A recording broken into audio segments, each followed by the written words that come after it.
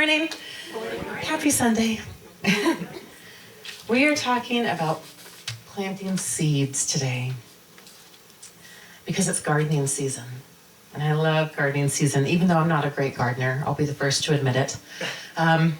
Most of you know that Tim and I moved here from California, but I think a lot of you don't know is that I actually grew up in rural northern Minnesota. And a little teeny tiny town with only 1,800 people. I didn't even live in the town. We lived outside of the town limits. And my dad had a decent amount of land. And I grew up waking up every morning and looking out my window and seeing my Grandpa Ernie out in the backyard in the garden that he created. And he would be out there for hours every single day. And I always thought that he just really enjoyed gardening. I didn't know until I was older that he spent hours out there every day because gardening is a lot of work. Like it's a ton of work. It's tilling the soil and fertilizing and pulling weeds and watering the crops, spacing the seeds properly, checking for deer and critter damage. Like he would even come by in the evenings in the summer and he'd get this really long extension cord and an old transistor radio and he'd put it in the middle of the garden to help keep the deer away at night. Keep them from eating the crops. It was a big garden. This is not a city garden. This was a big garden. We had, we had potatoes and onions and corn and strawberries and peas and carrots. And if you can imagine it, my grandpa grew it in our backyard. And he did all of that work for a seed. It all started with a seed. So in a spiritual sense, a seed is a thought. It's the thing that holds the potential for something much greater than it currently is. Something that seems really simple, but given the right amount of attention and nourishing, it can blossom into a beautiful flower, a rose that feeds our soul, or a fruit or a vegetable that nourishes our body. That seed eventually becomes our nourishment if we tend to it. And it's the same with our thoughts. We have a garden within. And Ernest Holmes has said, let me find it here, sorry. Life is a mirror and will reflect back to the thinker what he thinks into it. So just as a skilled gardener cultivates a plot of land, so too can we cultivate the fertile grounds of our mind. So our thoughts, like those seeds, hold immense potential. They can blossom into vibrant experiences. They can shape our realities and guide our actions. And just as seeds require care, so too do our thoughts. Because left unattended, some may wither, and others, like weeds, they may take root and crowd out all the good. We have to be able to tell the difference between the seeds, the thoughts that we want to cultivate, and those that we need to pull from our minds. The first step in this cultivation process is awareness. We have to become mindful observers of our thoughts, noticing them flittering like butterflies in the breeze, because that's what they do, right? Our thoughts, they come in and then they leave, and we're very unconscious of how many thoughts we actually have. We're, as humans, very good at ignoring ourselves. So are our thoughts filled with hope and optimism, or are they filled with fear and doubt? In my very first year of seminary school, my friend Jaboran, who was a fellow classmate, we had a project, and he decided to hand out quotes to everybody. Everyone got a different quote, and I think it was at random. Maybe he gave me mine on purpose. I don't know, but it stuck with me. It was a quote that has quite literally changed my life, and in part because I taped it on the inside of my binder, and I read it at least once a day for a year. And it was actually from not a philosopher per se, but it was from William James, who was the founder of American psychology. And the quote was, "A great many people think they are thinking when they are merely rearranging their prejudices." Isn't that, I know it's a good one, right? So we think we are thinking, but really we're just finding justifications to continue believing what we already believe. It was life-changing for me. Not at first. I had to contemplate it quite a bit. And you can see this happening. If you've ever had a conversation with somebody who just wouldn't or couldn't understand what you were trying to convey, it's like they're unconsciously refusing to hear a new thought or to contemplate that new thought. Or maybe that thought is just not something that they can figure out how to fit into their life at that moment. And it seems many of us are programmed to automatically reject new ideas and to stick with what we think we know. I know I'm definitely one of those people. I have been in the past. I think I'm better than I used to be. But just as there is a difference in the thinking that we do, there's a difference between hearing and listening as well. So, hearing is a biological function. Unless you're, biologically deaf, hearing is a biological function that everyone has, although husbands in particular seem to struggle with this a little more than others. I like all the ladies laughed and the men did. What'd you say? Exactly. What'd I say? But unlike hearing, listening, on the other hand, is an active part of the hearing process. It's a conscious decision to not just hear the noise that's coming in through our ears, but to internalize it and to actually consider it and think about it. It's allowing our minds to actually think. So in order to think about our thoughts, we have to be willing to listen to our thoughts. And listening to our thoughts is how we start to cultivate them. Because once we can do that, once we start actually observing our thoughts, then we get to choose. That's where choice comes in. Because we cannot control every random thought that drifts into our minds, but we can choose which ones we nurture. As Holmes further emphasizes, you have the power to choose your thoughts, so choose the ones that empower you. Just as a gardener wouldn't waste time on a barren seed, we need not dwell on negative thoughts. Instead, let us focus on the seeds of positivity, of courage, of compassion, and of love.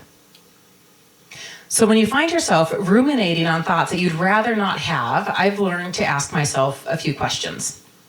And the first question that I ask myself is, why do I think this way? And then what part of my past is so ingrained in me that I think this way? Can I forgive those who hurt me, especially if it was myself? And is this really the truth about me? So I'm going to give you an example of this. And we're so silly as humans. We hold on to just the dumbest things, don't we?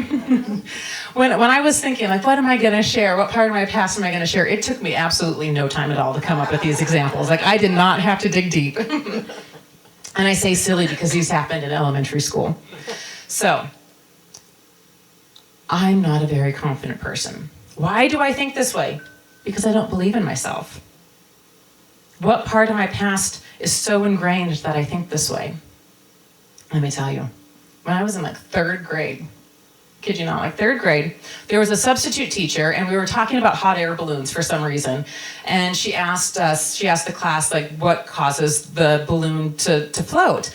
And a bunch of kids rose their hand. This is before kids are jaded and they actually want to participate in school, right? And I was maybe the second person or the third person to be called on. And I said hot air because they're called hot air balloons. And she said no. And she immediately went and pointed to somebody else. And one of my fellow classmates said, and she just kind of shushed them and went on, and a few other kids, a bunch of people dropped their hands because they're oh, I thought it was hot air too. And nobody got it right. And then she's like, it's because the heat from the fire and and I was shy and quiet, not so much anymore, but I was back then. And one of my fellow classmates, my friend, said, that's what she said. And the teacher just didn't even acknowledge it. And how silly that is still at the forefront of my mind 35 years later. And yet it's still there. And there's another one, too, that immediately came to mind. This one was in 6th grade. Again, how silly are we to hold on to these? And I was, you wouldn't know by looking at me now, but I used to be quite the athlete. And I was on the basketball team, and I was not the greatest player. I was not the worst player by any means either. But there was one game in particular that I killed it. I was so good. I scored over half the points for our team that day. I just rocked it that day. And in the locker room after the game, as the coach gave out the game ball, it didn't go to me. And I was so upset. Because what happened was these were instances where I didn't receive the praise that I felt that I deserved. And what that told me at that young, impressionable age is that I'm not good enough. That even when I had the answer right. Even when I was the best player for once on the team, it wasn't good enough to get recognized by the people that I thought I needed that recognition from. So then the next question is, can I forget those who hurt me, especially if it was myself? So yeah, I can. We all can. We just have to choose to. I understand that teacher probably just misheard me. I understand that the coach, maybe she had a reason to give it to somebody else who needed it more than I did at the time. But more than anything, I have to forgive myself for even caring what they thought in the first place. And for allowing myself to hold that judgment against me, because they're not holding that judgment against me. I'm holding that judgment against me. So I have to forgive myself for holding a judgment against me based on what somebody else did. So can I forgive them, especially myself? Yes, I can. And then the last question, is this really the truth, the capital truth about me? The answer to that question is always going to be no, if it's around a negative thought. Because I am a child of God. That teacher was a child of God. That coach was a child of God. Everybody is a child of God. And the truth about all of us is that we're perfect in our own little way. That doesn't mean that we don't mess up, that we don't hurt people, that we don't, misstep, but we are all still perfect children of God no matter what happens in our lives. So, the same set of questions can be used about other people as well. If you're struggling with a family member or a friend, why do I think this way? What wrong do I perceive that they have done to me? What part of my past makes me think this way? Are they acting in a way that somebody treated you badly in the past? So now you're putting that onto this new person. Can you forgive them? Of course you can. And is this the truth about this person? No, it's not the truth.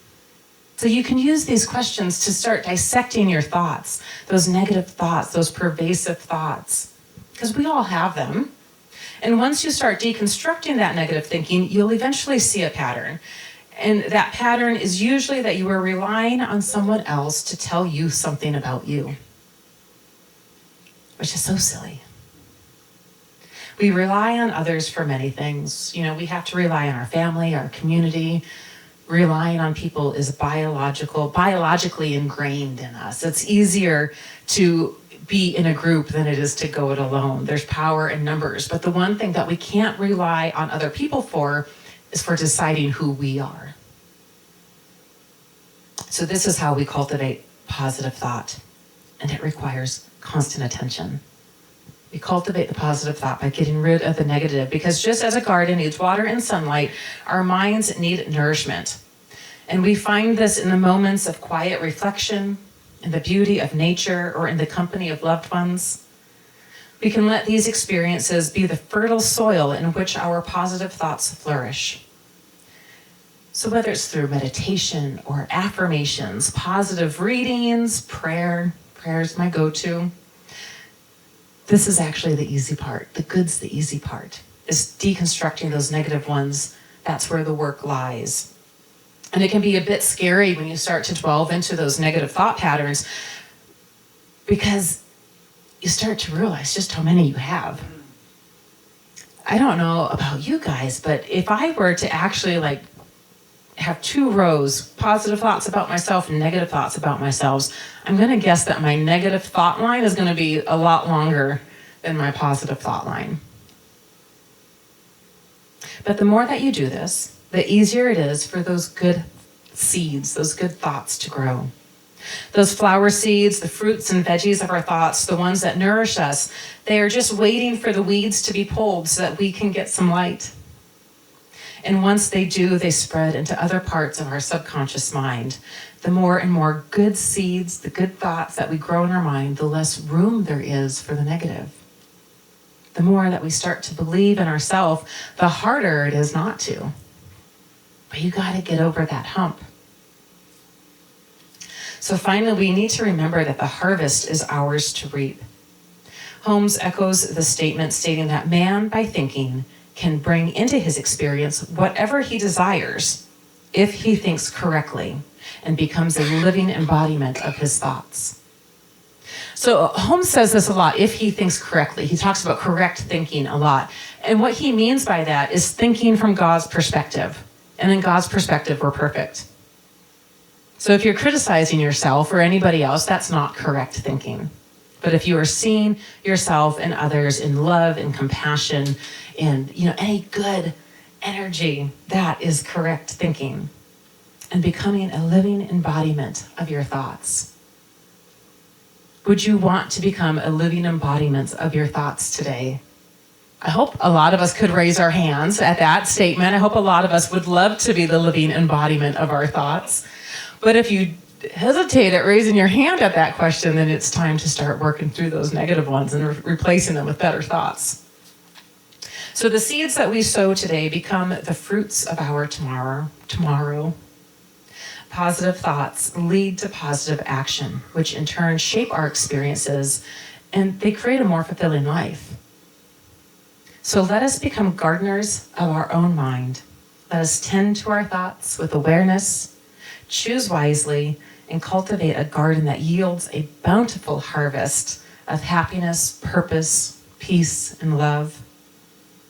And may that journey bring us all closer to the best versions of ourselves. And so it is.